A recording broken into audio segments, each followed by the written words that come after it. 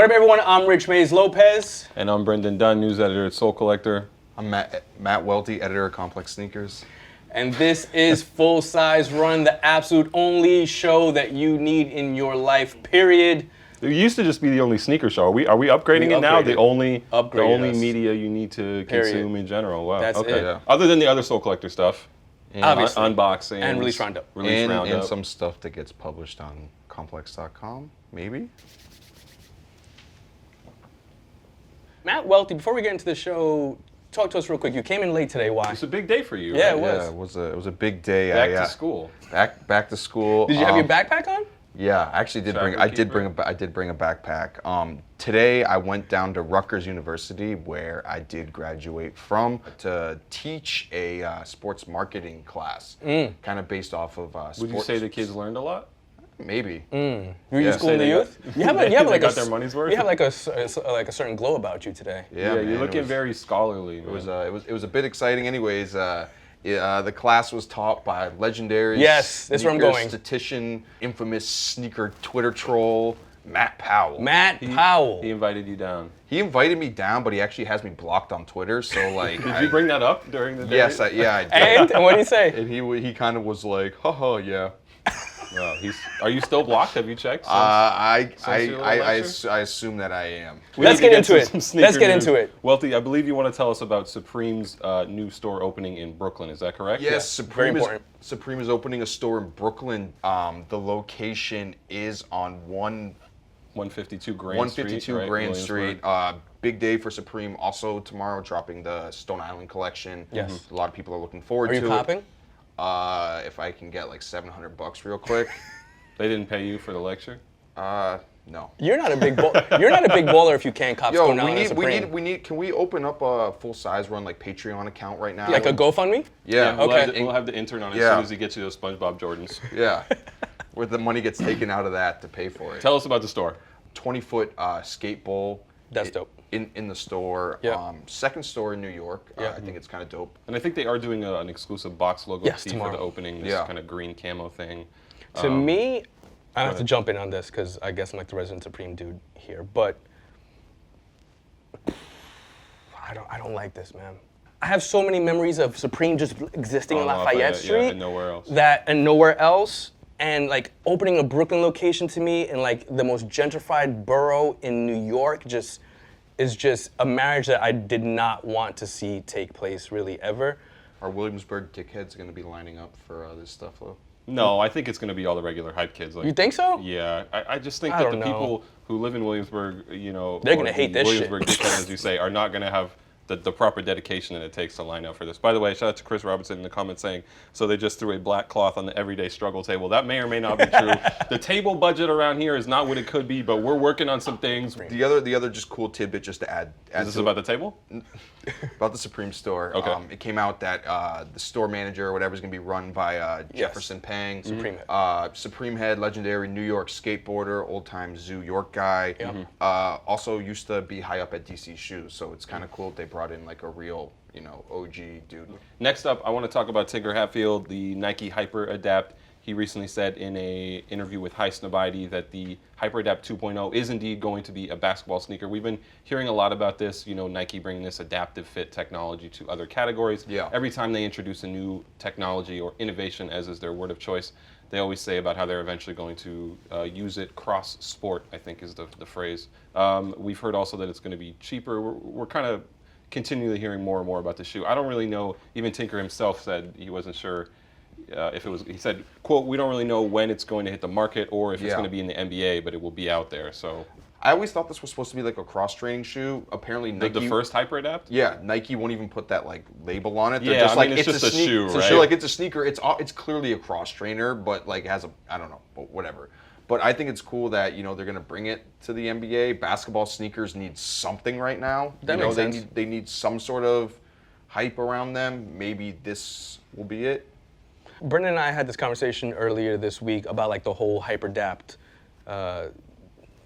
timeline so far, in that the first colorway that dropped had a lot of buzz around it. The Blue Lagoon pair. Was a banger, but since then it's dropped off considerably. So my question is, will it matter at all when this drops in the basketball space, especially if the price is that high? I think as long as they don't beat the HyperAdapt 1.0 to death, Which I feel like they're doing that already. I think we just need to tuck it away at this three point. colorways of the shoe. No, like 5. It's still pretty limited, you know. It's still hard to get, quote unquote. I mean, I know a lot of people are sitting on them because they thought they could resell them for $2,000. Like when You lost. I think it's weird though that they're trying to do this now, right? And like Tiffany Beers, who innovated this whole system, left Nike. Yeah. It's like what? That's why Tinker's probably like, it's coming. It's like she was halfway done through her work, and they're like, shit, how do we put the rest of this together? So earlier this week, or even early this morning. Yeah, overnight I think. It was overnight. I was in bed. And I caught wind of this. Paint the picture for us, Rich. Well, I'm not going to go too graphic, but I texted you in the middle of the night. Rich texted me. The first thing was just bruh. Yes. And I knew something was up in the world of footwear. News broke of a potential release between Pharrell, Chanel, and Adidas. This is the Pharrell, Chanel, Adidas Hue NMD. And as I said, I texted Brendan immediately when I saw this. And I will tell you that if this drops, you will see my home on Trulia or Redfin because I'm selling it to get this pair of sneakers. That is how important this pair of sneakers is to me. You guys know I'm a Pharrell stan. Chanel and Pharrell and Adidas together on this. So also Neon Guts. Yep. So, no, seriously, I'm a Pharrell stan. This is bananas. If this drops, I'm going crazy. And you're a Boost boy, so it's right up your alley. One note about this shoe. Why do you always say that? Rich is not a Boost boy, despite some reports. Yeah. This here is a mock-up by Yeezy Mafia, the leaker group I'm sure you guys all know about. Yep. Doper to you though, this one or the NERD pair? The NERD Human MD? Yeah. This, by far. Both of them are dope though, but this, by far. Because the NERD pair is something that I could see happening. This I could never see happening. Bananas. I would have never thought to see this. According to Yeezy Mafia, whose info has been, I want to say a little less reliable lately. They say it's coming soon, so they say it's happening. We can't independently confirm, but we'll see. I still want to talk about the Pharrell that you have that you could have given me and never gave me and traded to B for some bunk ass shit.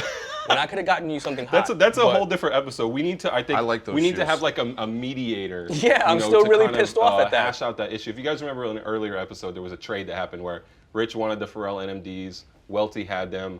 I had a different Adidas sneaker that we traded, and it was garbage. Rich was left out. No, it's fire, and actually out of the transaction. The shoe ended up being too small, and I gave it to a good friend of mine Even for fucking worse. $3.99. I'm sorry to hear that. That brings us to our best and worst that we saw on the net or in culture last week. B, what was the best thing you saw last week? Definitely the best thing I saw last week. If you guys were tuned into the show, we started off with a little tribute to the late Gary Warnett, very important sneaker writer in general, critic. The most knowledgeable guy there was, who passed last week. In the wake of his passing, we saw people all over the internet contributing, their thoughts, their memories of Gary, some compilations of things that he wrote, and it was just really a moment in which you saw the scene kind of come together. It was such a treat to see how many people he affected in that way. Adidas, Supreme, Nike. Yeah, he was Skepta. The amount of nodes that kind of come off from that network that he's in is amazing. So, again, rest in peace to Gary Warnett. I was happy to see so many people pay tribute. Yeah, definitely. Rich, tell me about the worst thing you saw in sneakers this week. The worst thing I saw in sneakers this week is may turn out to be the best thing because you never know with this guy. LaVar Ball pulled LaMelo Ball out of high school. And I know some of the viewers thought maybe we're going to get through an episode without mentioning this family, but hell no. that is it wouldn't not be the case full-size today. run. So the news is he pulled LaMelo out of high school, said he was going to homeschool him for the rest of his high school career because he had differences. Can I finish this time? Because he had differences with the coaches and the coaching staff and the strategy of the team that LaMelo currently or used to play for or whatever it is. Now, the reason why I'm going to relate this to sneakers is do remember that LaMelo has his own signature sneaker out or coming out or whatever it is. And the reason why this is the worst thing I saw, and again, it might turn out to be genius, is because I've been a huge LaVar Ball proponent, and I will be until he really goes off the deep end. He's getting close now. But with his sons now being faces of culture, Lonzo and LaMelo, and himself to a certain extent, he has to understand the impact that his movements are having on the people that will buy his sneaker, and in this case, kids, who will potentially want a LaMelo Ball signature sneaker, this is probably not the best message to send those kids. Like, pull yourself out of high school, get homeschooled, and hoop, and you too can make the NBA. That is not the case for many people. LaMelo Ball and Lonzo Ball and the Ball family is a very rare entity, and I think he has to understand at this point, Lonzo's in the league, LaMelo's on his way, LaVar is very public. LiAngelo? Are we going to talk about right LiAngelo? LiAngelo might be in the league, but either way, he has to understand that him and his family are very public and very culturally relevant, and he has to understand the effect that what he's doing, his actions have on the people that he's talking to. It's interesting. Some people are speculating that maybe he did this because of the signature sneaker thing and to not jeopardize future eligibility and things like that. At UCLA, which we spoke about too. But again, it's like, just be careful, LaVar. That's all. I'm still a fan of yours. Still be careful. Welty, tell us about the worst thing you saw in sneakers this week. The worst thing that I saw in sneakers that nobody should have saw this week is that Latrell Sprewell says he's going to bring back the Dada spinners. And why is this bad? Because nobody needs this in their life. He said on Twitter that he was overwhelmed by the fans of the shoes.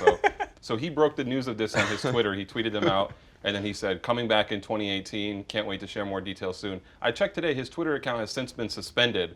I don't know if this is considered hate speech, like saying that you're bringing back the Dada spinners. Did he get hacked? Or why that is. I have no idea, but as of this morning, his Twitter account does not honest exist. question, though, did you have a plastic spinner chain back in like 02? No, I did not. But do you know what I do want to see back? What? Sprewells. Like 20-inch chrome wheels. Are you only at allowed the to light. buy the shoes if you have the rims? Yeah. Is that how this works? Bring the Sprewells back. I need to see those spinning at the light. That's what I need. I mean, if you do like a Juicy J X Dada like riding spinners collab, Okay, like, now we're talking. would you be into that? Is that free advice, or are you gonna have to charge that one if they? Yeah, man, this consulting stuff shouldn't come for free. All right, let's talk about the cop and drop section, the sneakers we like coming out this week, the sneakers we don't like. Yep. Rich, I believe you're first up. Tell me what's your cop of the week. I touched on it last week, and it's actually dropping this week, and that is the Royal Air Jordan 1 Flyknit.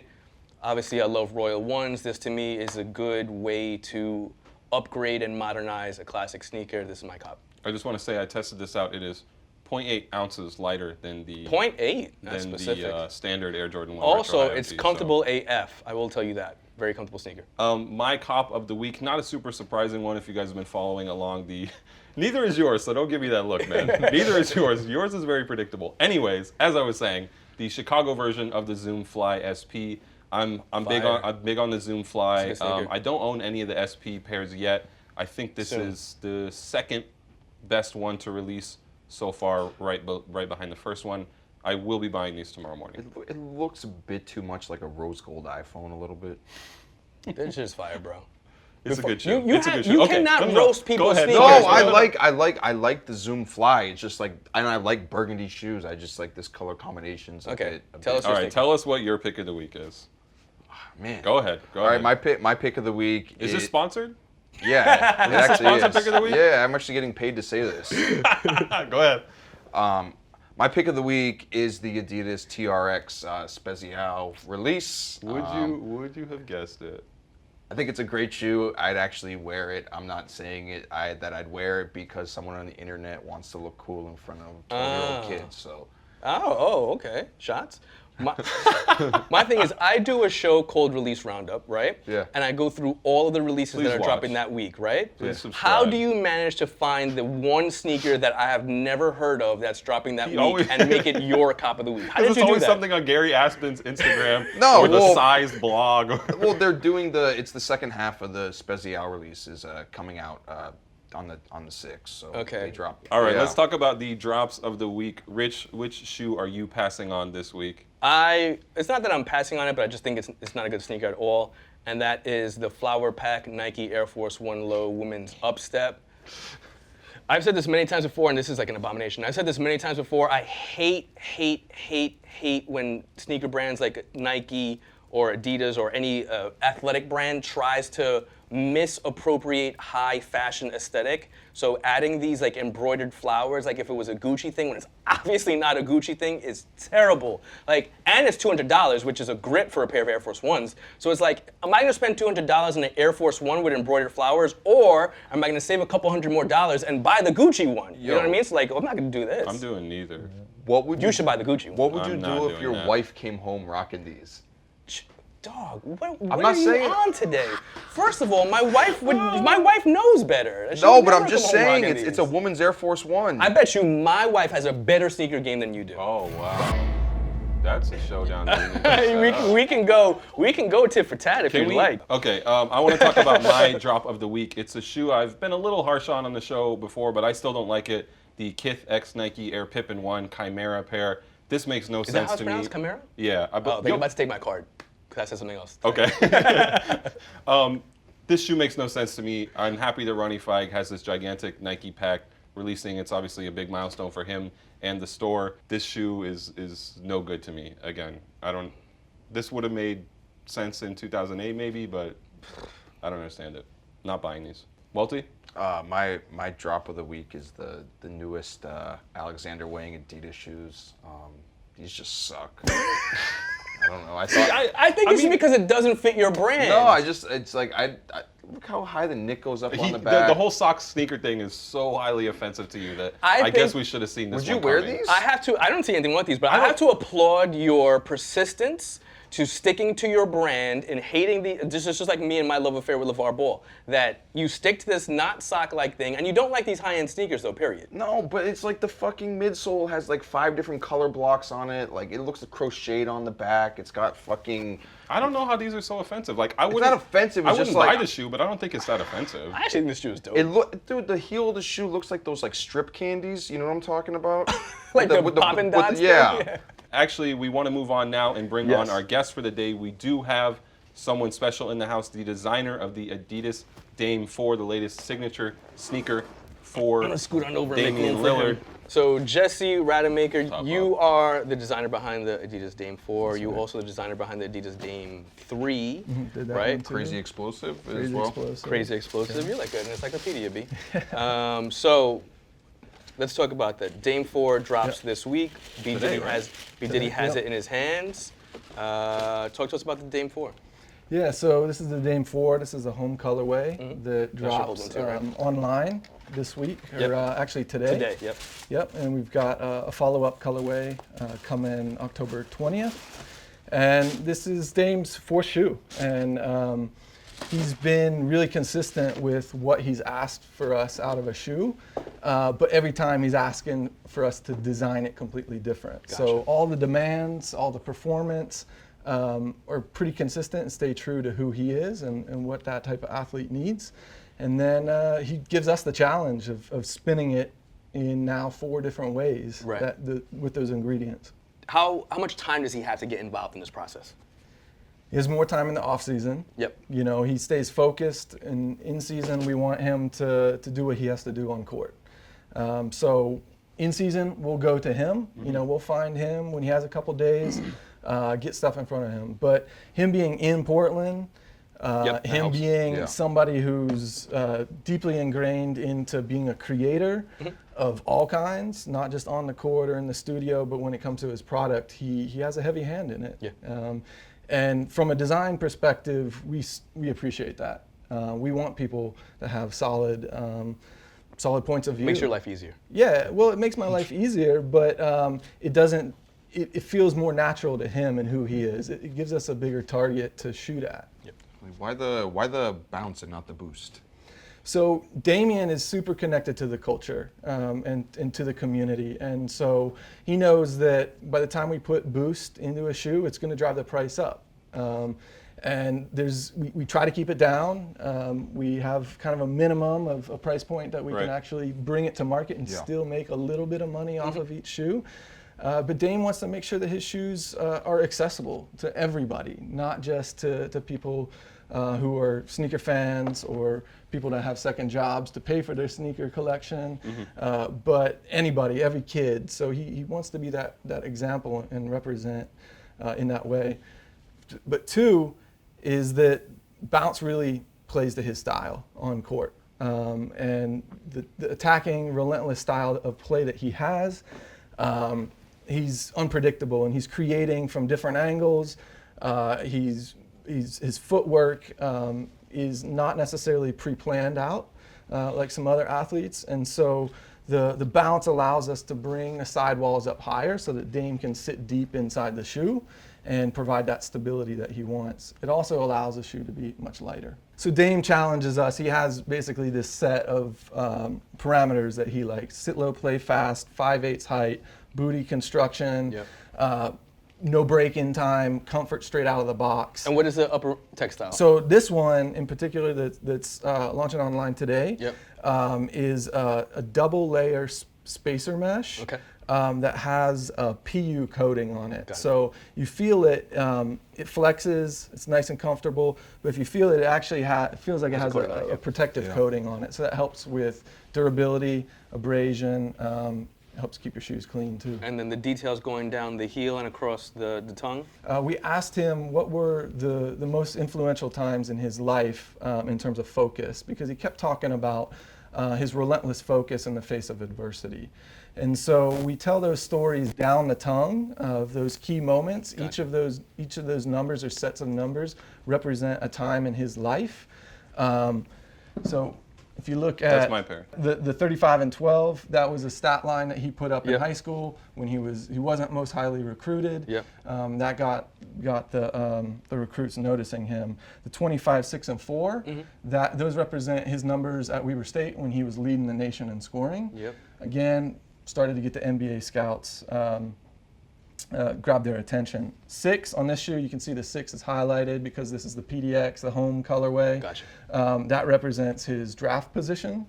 Drafted 6 overall. 0.9 was his lights out shot against Houston to wrap up the series. Big moment.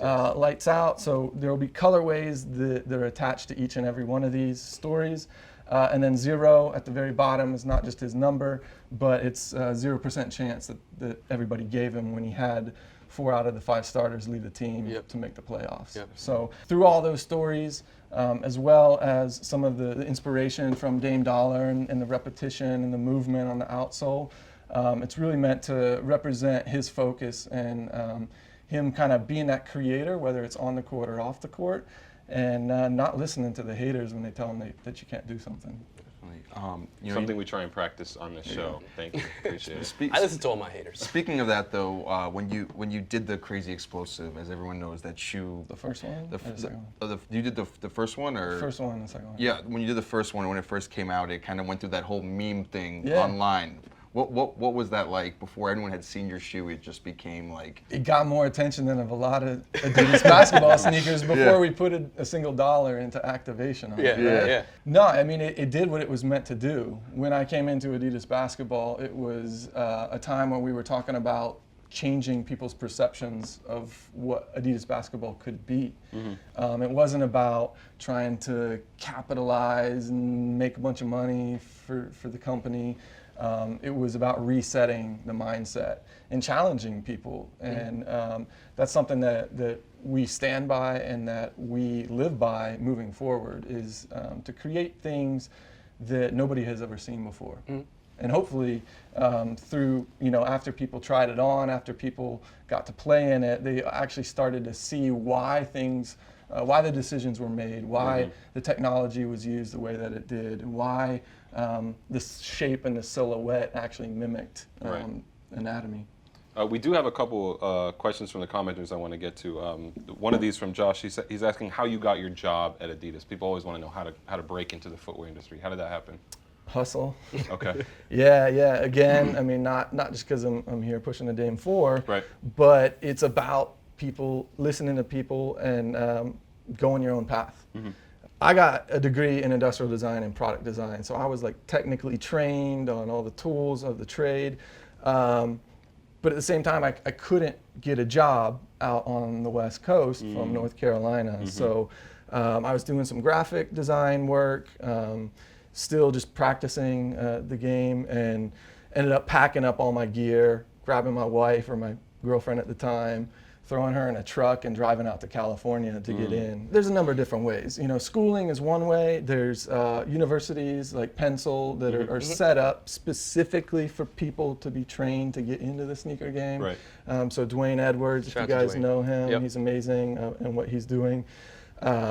But also, you know, I've seen people get into it by just making stuff, by just being relentless in their basements, hacking shoes, you know, putting them back together, or working retail to understand like what consumers are thinking, like why they're making decisions, what's the right price point, like what colorways work. How did you, but like how did you go from you're in the footwear industry, but it seems like such different worlds to go designing skateboarding shoes to signature basketball sneakers. You would never kind of expect someone to make that leap, you know? It actually isn't so dissimilar. Okay. You know, if you think about skateboarding, and I also did like snowboard boots, so skate and basketball have a lot in common in terms of it's a culture. It's not just a sport. You know, nobody that participates in these sports hangs up, maybe if it's a track spike, they hang up their track spike and they walk away, and they're somebody else, you know, when they're not training. Skaters, basketball players, there's just a handful of sports where people can bring not just their technical ability, but their expression and their creativity to the sport. And that's all basketball, that's all skate. If you don't have creativity in either of those sports, you're obsolete. Nice. Jesse, thank you for coming by today to talk about the Dame 4. We do have one last segment that if you want to stick around, if you have anything to add to it, you can, or you can, you know. We do like to dip into the mailbag and see what our commenters, our And faithful haters. followers, even our haters, have to say about the show, their questions. So Noel Lopez, who's often chiming in on Twitter, he wants to know that's a what good our favorite question. all-time basketball shoe is, one that we can rock both on-court, off-court. I'm going to just pull myself out of this because I don't play basketball and I don't even want to get into that discussion. So I will withhold any Man, response. this is a great question. One you can rock both on and off court, because I immediately like gravitated to a bunch of on court. Other than the Dame 4. Yes, obviously. I am going to say the Nike Total Air more up tempo, the one with the mirror on the back. Okay, yeah.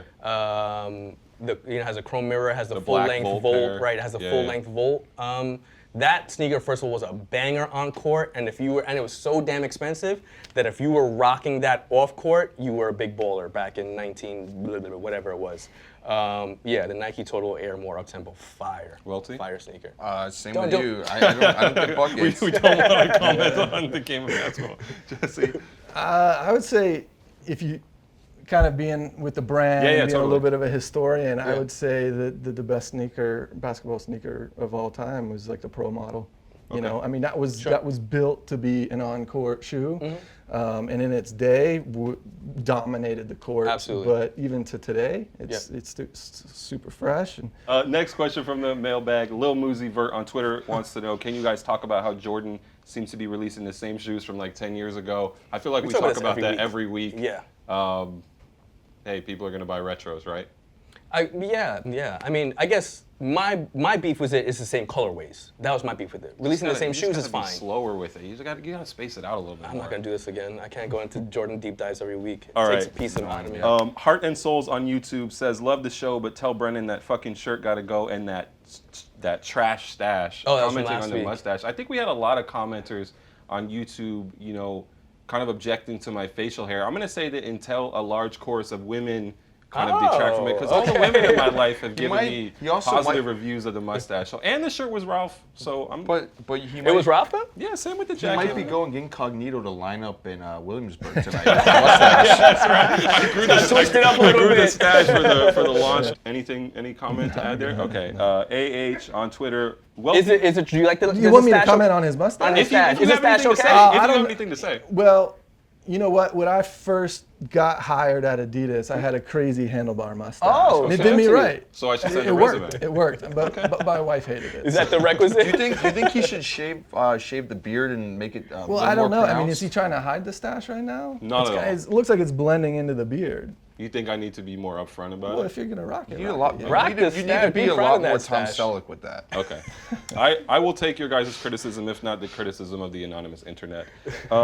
We do have someone else who asked Welty to share about his experience Nope. birthday at Rutgers, but we already gave him quite a Yes. platform to do that. Any last thoughts on that amazing time you had this morning in Hey. New Brunswick?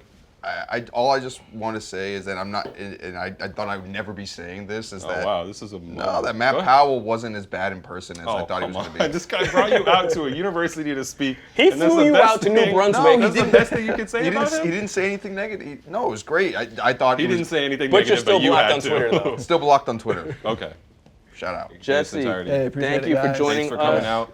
Thanks. Appreciate it Thank fully. you, Like I sir. said earlier, I wish you and Dame the best of luck this year. Obviously, I'm a Knicks fan, so I have Porzingis. Porzingis, I have yeah. Porzingis. Are we gonna get a Porzingis signature?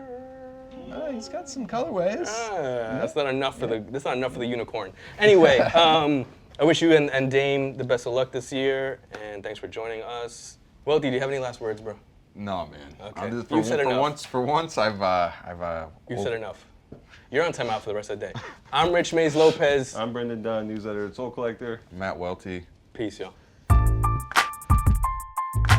What up, everyone? I'm Rich Mays Lopez. And I'm Brendan Dunn from Soul Collector, asking you to please subscribe to our YouTube page. Why would anyone want to subscribe to Soul Collector's YouTube? Listen, man, we have hot takes. Okay. We have sneaker release day info. Okay. We have release roundup. Okay. I like to think we have it all. We do have it all. We got to get this page popping. Do we have any info on Big Baller Brand? Always. Sold. Subscribe to Soul Collector on YouTube.